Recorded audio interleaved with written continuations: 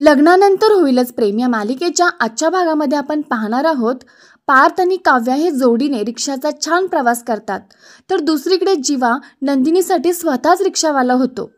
तर प्रेक्षकांनो, पार्थसोबत जास्त वेळ घालवण्यासाठी काव्या एक प्लॅन बनवते.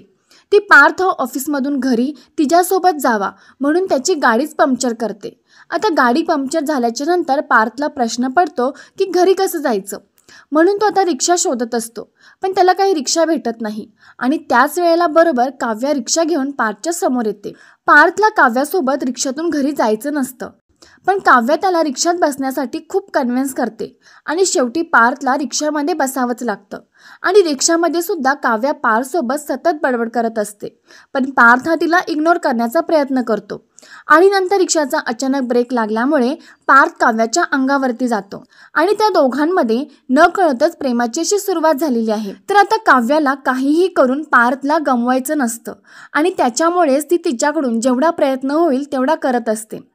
तर आता दुसरीकडे जीवा हा नंदिनीला आनंद निवासमध्ये बाईकनी सोडतो आणि तिला सांगतो की मी संध्याकाळी तुला परत घ्यायला येईल. पण नंदिनी त्याला म्हणते की तुम्ही मला घ्यायला येऊ नका, मी रिक्षाने येईल. आणि तिथून ती निघून जाते. पण जीवाच्या डोक्यात एक प्लॅन येतो. तो म्हणतो तुला जर रिक्षानेच जायचं असेल तर तू आता रिक्षानेच जाणार. आणि तो स्वतः संध्याकाळी रिक्षावाला होऊन नंदिनीला घ्यायला जातो. पण नंदिनीला कळतच नसतं की ती ज्या रिक्षामध्ये बसली आहे ती रिक्षा जीवाच चालवत आहे.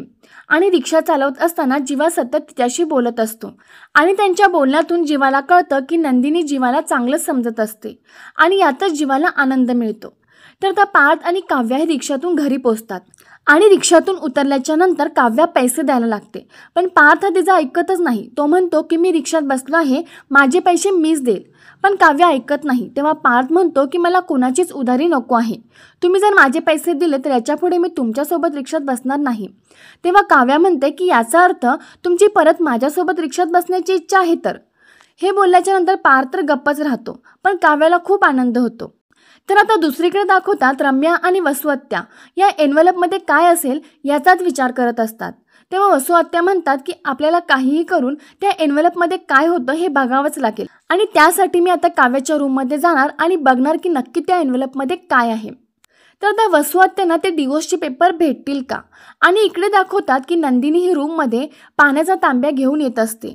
तेव्हा जीवा ही रूममध्ये असतो आणि नंदिनीचा अचानक पाय घसरतो आणि जीवा तिला सावरतो आणि ते दोघेही एकमेकांकडे तसेच बघत असतात. तर प्रेक्षकांना अशा प्रकारे आपल्याला नंदिनी आणि जीवा आणि काव्या आणि पार्थ यांच्यामध्ये हळूहळू जवळीक वाढलेली पाहायला मिळत आहे. या चौघांचीही नाती ठीक होण्याच्या मार्गावरती आहेत. पण ते जर डिवोर्स पेपर वसु आत्यांच्या हाती लागले तर नक्की काय घडेल हे आपल्याला येणाऱ्या भागात पाहायला मिळेल. तर प्रेक्षकांना या सिरियलची अशीच पुढची अपडेट बघण्यासाठी व्हिडिओला नक्की लाईक करा आणि चॅनलला सबस्क्राईब करा.